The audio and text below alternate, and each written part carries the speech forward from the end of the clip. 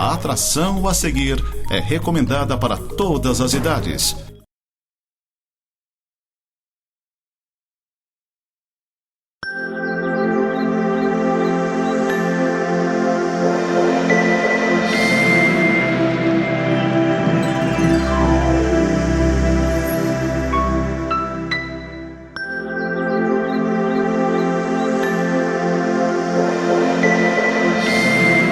Olá, queridos, bem-vindos mais uma vez ao programa da Igreja Presbiteriana de Lages, Semeando para a Vida Eterna. Programa da Igreja Presbiteriana de Lages, que fica ali na rua Coronel Fausto de Souza, 353. Nesses tempos que nós estamos vivendo de pandemia, nós não estamos abrindo mais as nossas portas nas nossas programações, porém, estamos transmitindo online. Agora, também passaremos a transmitir os nossos estudos, que acontecem no domingo de manhã, 10 horas da manhã, e na quinta-feira, às 20 horas. E o nosso culto, às 19 horas, pelas plataformas Facebook e Instagram, com o mesmo endereço. Igreja Presbiteriana de Lages, e no YouTube também, se Deus quiser, nós começaremos a transmitir essa semana. Também procure lá, Igreja Presbiteriana de Lages. Faça sua inscrição, que vai nos ajudar nas transmissões ao vivo. Nós estamos gratos também a Deus pela vida dos nossos patrocinadores. Queremos agradecer aí a Clínica Vida Nossa, do Dr. Fernando Geber, dentista, da doutora Vanessa Geber, que trabalha com a parte de ultrassonografia e Doppler, e também tem clínica geral ali.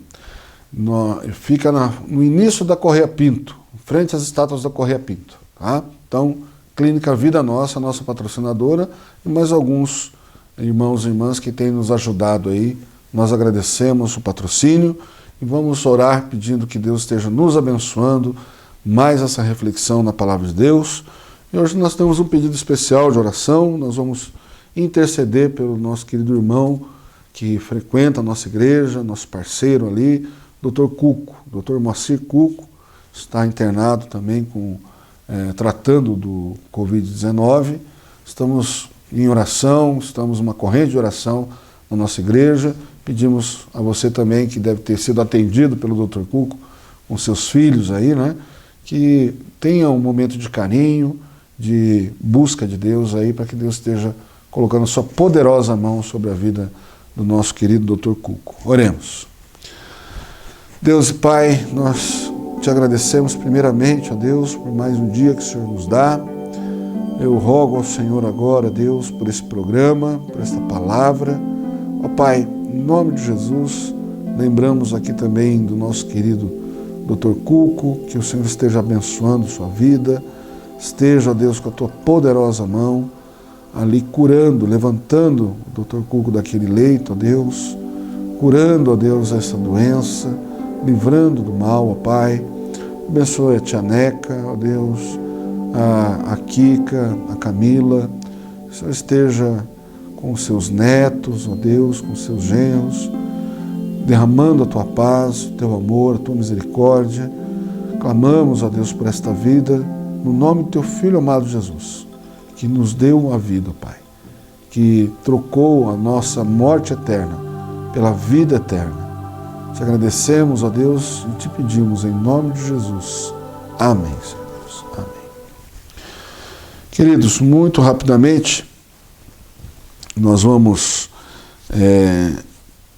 ler aqui o texto do profeta Isaías, capítulo 5, os versículos 20 e 21 somente. Só 2 versículos hoje para a nossa reflexão. Isaías, capítulo 5, versículos 20 e 21, diz assim: ai dos que ao mal chamam bem e ao bem mal, que põe as trevas por luz e a luz por trevas, e o amargo por doce e o doce por amargo. Ai dos que são sábios a seus próprios olhos e prudentes em seu próprio conceito. Amém. Que Deus nos ilumine na reflexão da palavra dele. Esse é um pequeno trecho de uma análise, né, que o profeta Isaías recebe de Deus, uma palavra profética, Deus analisando ali a vida espiritual de Israel, e essa vida espiritual de Israel, à primeira vista, parece que vai muito bem, né? A sociedade está funcionando, as pessoas compram e vendem e praticam a sua religião, só que diante de Deus não está tudo bem.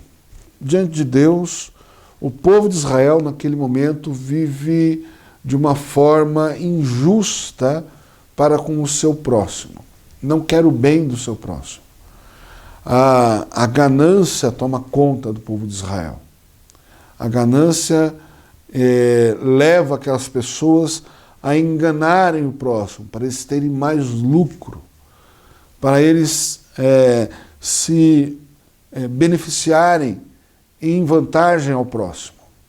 Então nós, quando vemos essa palavra de Deus também revela outra coisa, que a religião, quando ela é desconectada da realidade, do nosso procedimento do dia a dia, ela desagrada profundamente a Deus. Quando ela é desconectada na realidade, com o seguinte propósito, de na minha vida em sociedade particular, eu posso fazer o que eu quiser, posso agir do jeito que eu bem entender. A palavra de Deus não é o meu parâmetro de justiça. A palavra de Deus não é o meu parâmetro de comportamento. Ela é simplesmente uma formalidade religiosa. Eu só presto atenção, ou só vou praticar a palavra de Deus dentro da instituição religião, dentro da instituição igreja. E as minhas ações fora desta instituição igreja, elas revelam uma impiedade, ou seja, ações que não levam em conta o bem-estar nem meu e nem do próximo. Isso Deus se desagrada completamente. Deus diz nos primeiros 5 capítulos de Isaías que o culto que aquele povo está prestando ali é um culto que desagrada a Deus, que dá enjoo a Deus, dá nojo. Ele diz que as mãos do povo estão cheias de sangue e assim eles procuram adorar a Deus com as suas mãos manchadas de sangue, porque não há socorro dos que mais precisam, não há auxílio àqueles que estão necessitados. Então, num quadro geral, a sociedade que está vivendo ali, praticando a sua religiosidade, a sua religião, mas não presta atenção e não convive de um modo justo. Inclusive, há ações para enganar o próximo, balança enganosa, né? E nos nossos dias isso é muito comum, né? Uma tentativa de maquiar as coisas, né? Antigamente as embalagens eram de 1 quilo, hoje é de 800 gramas, mas são mais caras do que quando pesava 1 quilo, né? Então, ou mantém o mesmo preço, né, para tentar maquiar que houve uma redução ali da quantidade, né? Até se fazem piadinhas, né? Aqui o preço da gasolina baixou. Agora a gasolina custa 750 ml, não é mais 1 litro, né? Então, por quê? Porque é uma forma de tentar enganar. Você acha que está consumindo aquilo que você estava consumindo. Então, acontecia isso já na Antiguidade, já lá no Antigo Testamento, né? Aqui em Isaías, são 800 anos antes de Cristo nascer, antes desses 2000 anos que nós estamos vivendo. Então, veja bem, já é um processo que não é uma questão tecnológica, uma questão de necessidade, é resultado da maldade e do pecado humano, né? Da queda.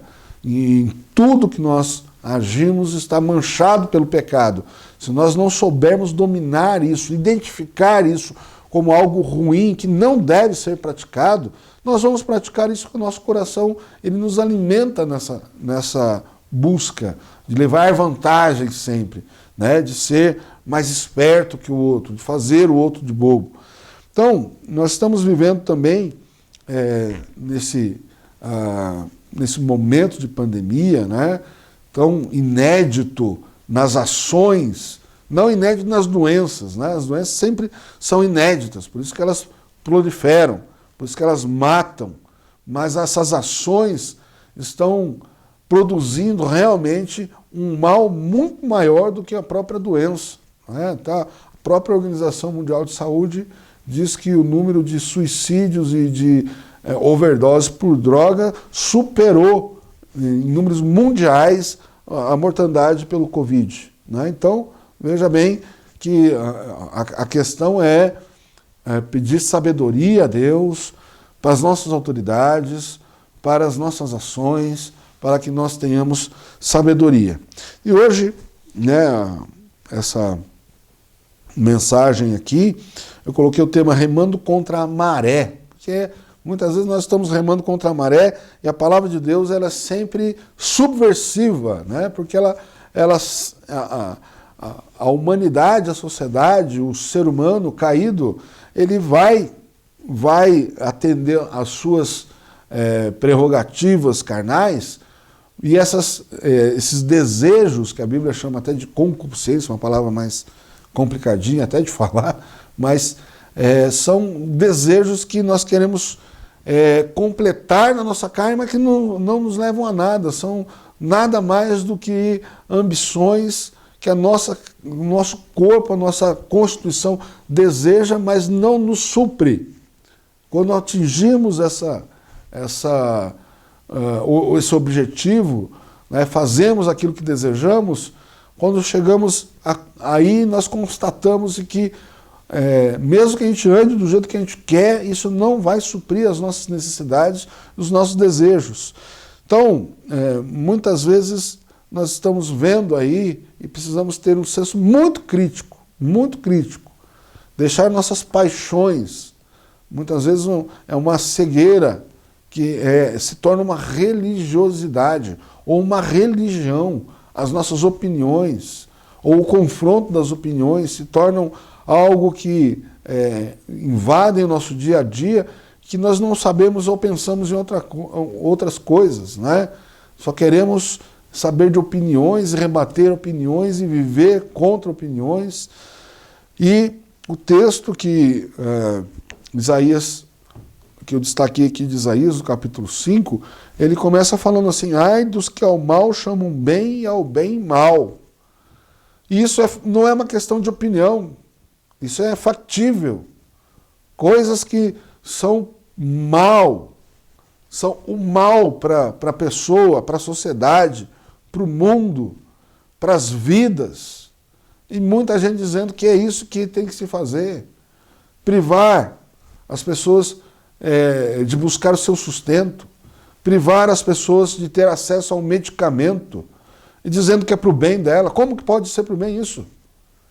As pessoas estão morrendo, não só por causa da doença, elas estão morrendo porque estão sendo privadas de tratamento, de medicamentos que efetivamente funcionam.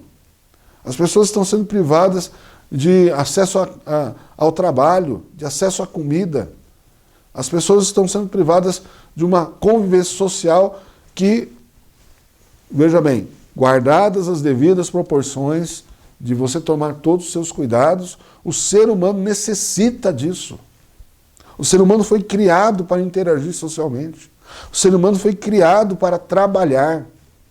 Tudo isso vai contra a nossa Constituição, muito diferente de apenas saciarmos esses desejos que não nos preenchem, mas a nossa Constituição necessita do mínimo possível para a sobrevivência. E isso faz parte do mínimo possível.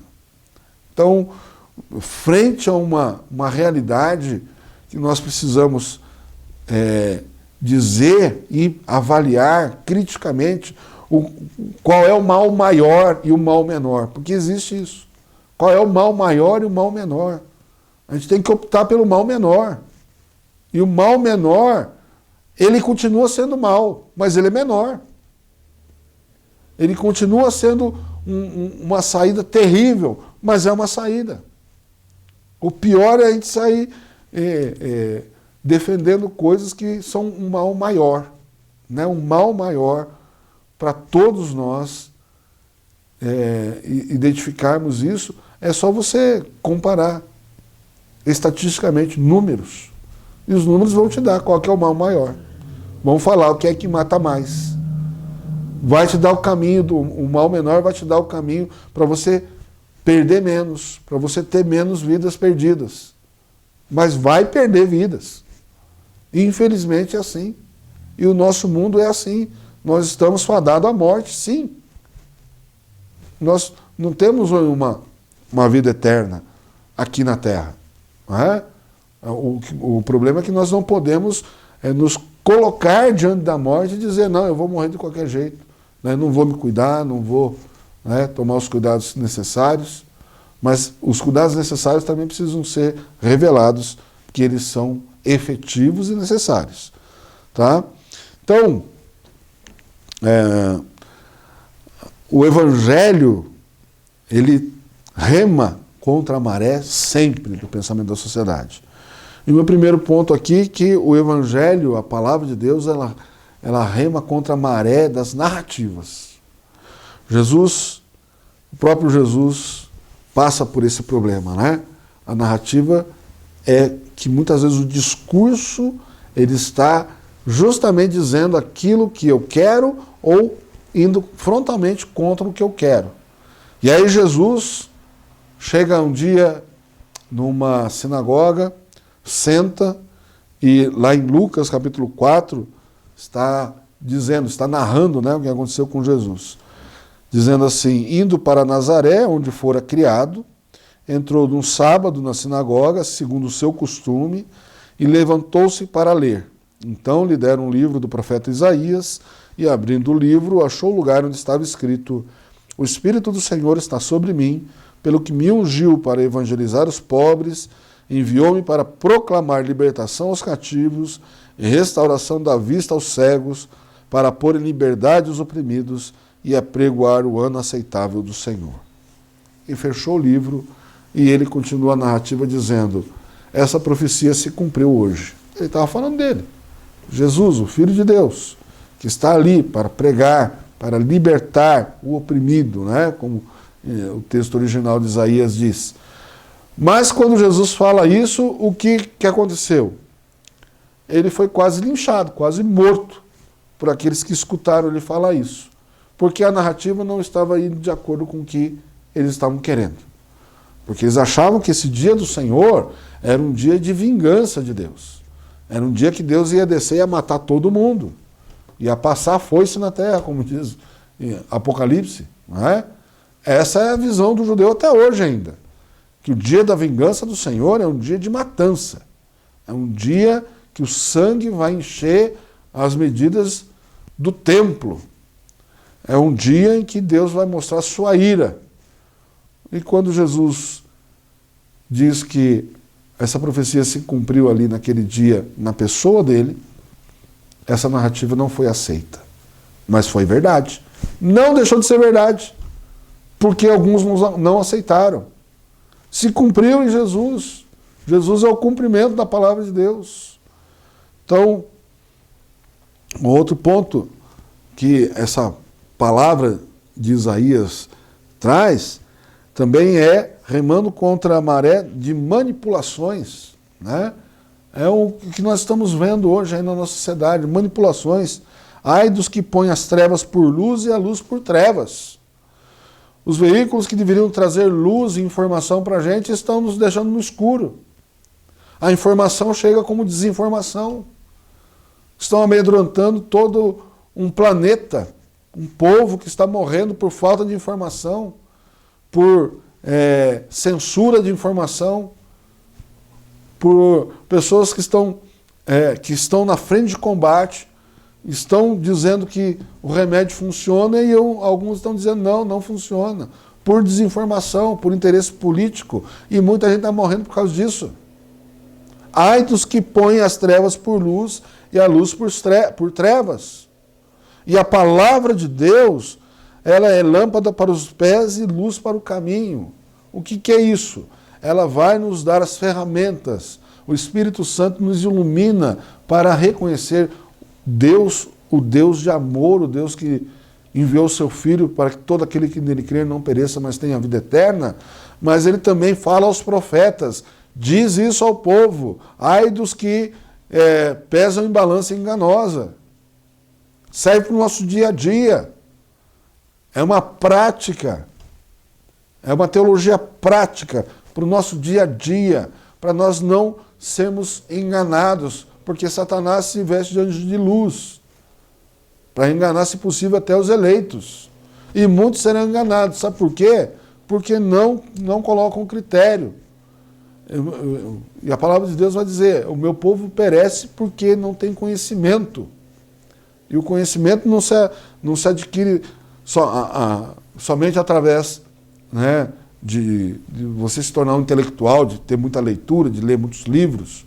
Não, de você buscar sabedoria na palavra de Deus. Tiago vai dizer, você está passando por tribulação, peça sabedoria a Deus que Ele vai dar e não pede nada em troca. Mas peça sabedoria, que Ele vai te iluminar, Ele vai te dizer qual é o caminho. Outra maré que a palavra de Deus rema, obviamente, é do ceticismo, né? De não crer em nada. Põe o amargo por doce e o doce por amargo, né? Nós temos aí uma sociedade que odeia o cristianismo, como eu falei na última mensagem, e diz que a Bíblia é uma palavra ultrapassada, que é uma palavra que discrimina, que é machista, que é isso e aquilo. Mas quando a palavra de Deus ela está presente na nossa vida, ela é descrita como algo que nós devemos comer. E quando nós comemos essa palavra, a descrição que Daniel faz, que Jeremias faz, que Isaías faz, que o Apocalipse faz, né? Inclusive João usa os profetas como referência para dizer isso, né? Principalmente Jeremias, dizendo que quando comeu a palavra do Senhor, numa visão, né, de que Deus deu, falou assim, come, e aquilo foi doce na boca como mel. E o mel não tem o sentido só de doce naquela época. O mel ele tinha o sentido de alimento, de um alimento que renova, que fortifica. Quando você lê a história de Sansão, né, e a história de Davi, os guerreiros lá, o que renovou eles? Acharam um favo de mel lá, e aquilo recobrou a energia deles como guerreiros e voltaram para a guerra. O mel é um alimento, e essa palavra foi doce na boca, porém amarga no estômago, porque ela vai gerar conflitos. Ela vai abrir os olhos, como diz o pessoal aí, né? É a red pill, né? Você vai tomar a pílula vermelha que vai te abrir os olhos para a realidade do nosso pecado. Foi isso que aconteceu com Isaías. A gente leu aqui no capítulo 5, mas chega no capítulo 6, Isaías diz assim, agora meus olhos te veem, né? Eu estou vendo Deus aqui dentro do templo. E a primeira coisa que ele fala, ai de mim, porque eu sou pecador.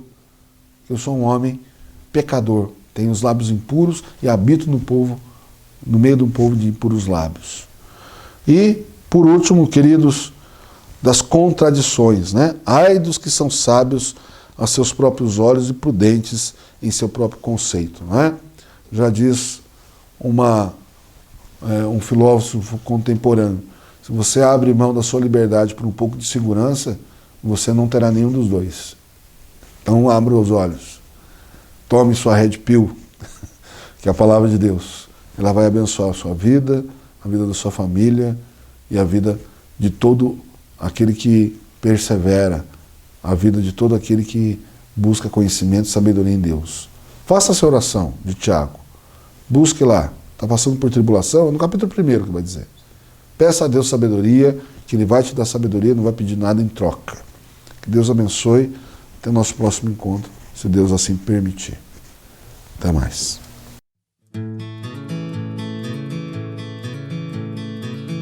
Castelo forte é o nosso Deus, escudo e boa espada, com seu poder defende os seus, a sua igreja amada.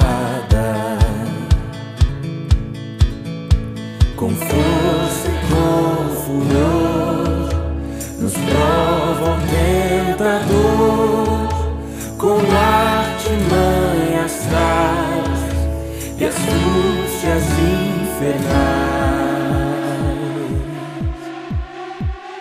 iguais não há na terra.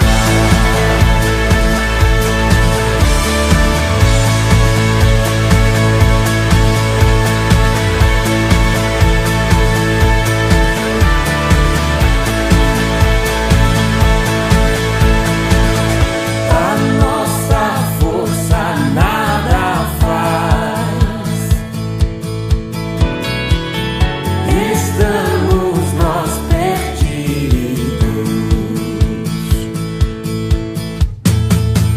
mas nosso Deus socorro traz e somos protegidos. Defende-nos, Jesus, o que venceu na cruz, Senhor dos altos céus, que sendo o próprio Deus triunfa na batalha.